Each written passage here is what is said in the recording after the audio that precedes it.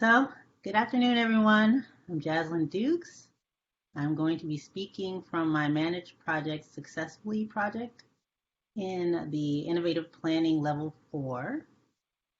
This is my second speech of this project. The first speech, I just gave an introduction to the project and what I plan to do, which was 2 to 3 minutes. And now this is the speech where I summarize how it went. And the title of this speech is called Lessons from Leading a Podcast Team. So an outline for my presentation, it'll be very short, but I want to talk a little bit about the project goals, the project team, and then the lessons I learned from planning the project, building the project, and leading the team. And then I'll end with a short conclusion. So the project goal, this project was kind of a joint project with me and Lisa Ng. We both decided that we wanted to do a podcast as a part of our Toastmasters experience. She used the podcast for her an elective in level 4. One of the electives you can choose is creating a podcast. So that was her project. And I used the podcast for my Managed Projects Successfully project. So some of you may have heard her speech about the podcast, but I won't be talking about the podcast. I'll be talking about my experience leading the project.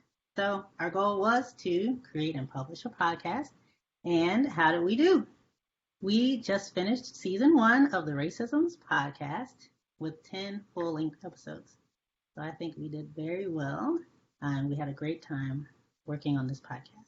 And this is the podcast logo that we have. So the project team.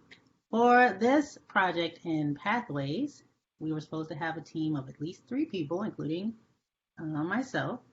So there were 3 core people on our project team. There's myself. I was the project manager of this project. I'm the co-host of the podcast, and I maintain the publishing of the podcast. I get it uploaded to the cloud and sent out to the different podcast platforms. Lisa is the co-host, the other co-host of this podcast. She is our social media manager, and she creates all the visual content and the cartoons of the podcast, including these little cartoons at the bottom of each square. And then we have Kyle. He is our producer and editor of the podcast, and he is the content music manager. So almost any song or music you hear on the podcast, it was created by him. So, some of the lessons that I learned from planning this project. Recording is on. I will say that planning pays off. When we started this podcast, we took several weeks to think about the different topics we wanted to cover, to script out different episodes that we wanted to do, and we wanted to make sure we thought about pretty much everything before we actually started recording and releasing the podcast. So I believe that the planning that we did really paid off. Organizing eases the execution. Like I said, we wanted to plan and have everything in place. We knew where every document was. We knew which platforms we wanted to use to organize all of our files. So organizing really helped with planning as well. And a set plan enables problem solving. I do believe that if you have a plan to go off of, then if things go wrong, then it creates an easier way to just problem solve. If you don't have a plan at all and things go wrong, maybe you don't know it went wrong. So you need to have a plan in order to know when things get off track, and you'll be able to problem solve more easily. Some lessons that I learned from building the team. I will say that teammates matter. When you have a project like this, it really helps to have teammates that can take some of the responsibility. Making a podcast is not an easy feat, especially if you want a quality podcast that people want to listen to. So having teammates to take on different roles, like doing the social media or doing the editing, was really important. And buy-in is key. We all wanted to be on the same page and make sure that we all agreed on the goals of this podcast. So there was a lot of collaboration going on in terms of thinking of episode topics and special guests and everything. And everyone was very much invested in the podcast. And I think that is very key when you're building a team. and also building rapport. Kyle and I were friends from college, and Lisa and I are friends from Toastmasters. But Kyle and Lisa had not met before we started doing this podcast, so we had to build a rapport and get to know each other as a team in order to have that cohesive unit going on. And finally, lessons from leading the team. I will have to say, we all want to be on the same page. We all want to make sure that our communication lines are open and that everybody knows what everyone's doing at the same time so we can ease the execution of this project. Also, a lesson I learned is to be flexible with schedules. Even in a pandemic, we're all have responsibilities and things that we want to do. So, even if we do have a plan, we plan to record every Saturday at a certain time, but if a Saturday was brought up where someone had to switch days or times, or we had a special guest that was unable to record on that day, then we definitely were very flexible with our schedules. And finally, technology keeps us on one page. We use several tools to help us keep us all on one page. Because of the pandemic, we did record remotely.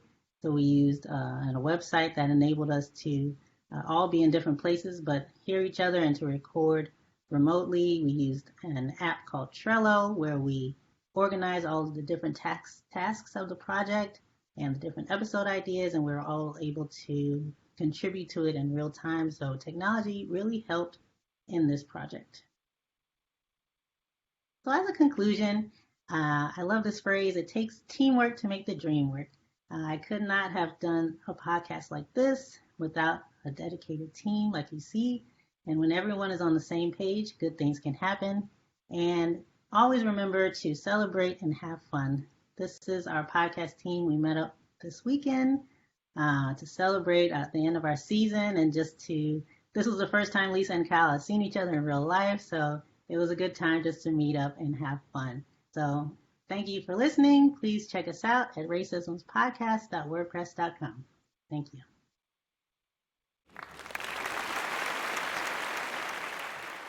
Thank you, Jaslyn. Thank you, fellow Toastmasters and guests. I want to commend Jaslyn on, first of all, a great presentation. I really like the slides. They were very colorful and informative. Not too much text, really cool graphics. And second of all, I wanted to commend you on your approach to this project, because when you told me you and Lisa were collaborating on a podcast for Toastmasters, I assumed you guys were double dipping. But you took a different route and focused on the project management aspect, which is actually very interesting in and of itself. It's all the behind the scenes stuff that is easy to take for granted. And I think if we all just hear about the podcast, we don't realize how much effort goes into making the podcast. So I really like that you both are focusing on different aspects of it. I really like the takeaway that teamwork makes the dream work. I think that is true in any team setting. And I like the way you went about it. Building rapport is important, and it must be very challenging in this environment. I admit that I have not listened to the podcast. I had no idea you guys were already up to 10 episodes, so that I have a lot of catching up to do. One thing I wanted a little bit more detail on is, as you were talking about project management, you were talking about it at a very high level, and I wanted more concrete examples of the kinds of things you were doing. When you were scheduling, what were you scheduling? Was it recording? Were you practicing? Were you guys writing? Was there editing sessions? Things like that. Who did the brunt of coming up with the episode ideas, or did you guys have brainstorming sessions? A lot of those little details I think actually would have made it more personalized, but I really do appreciate the way you presented the project management for something that seemingly anyone could do, but not everyone could do well. So thank you. That's all.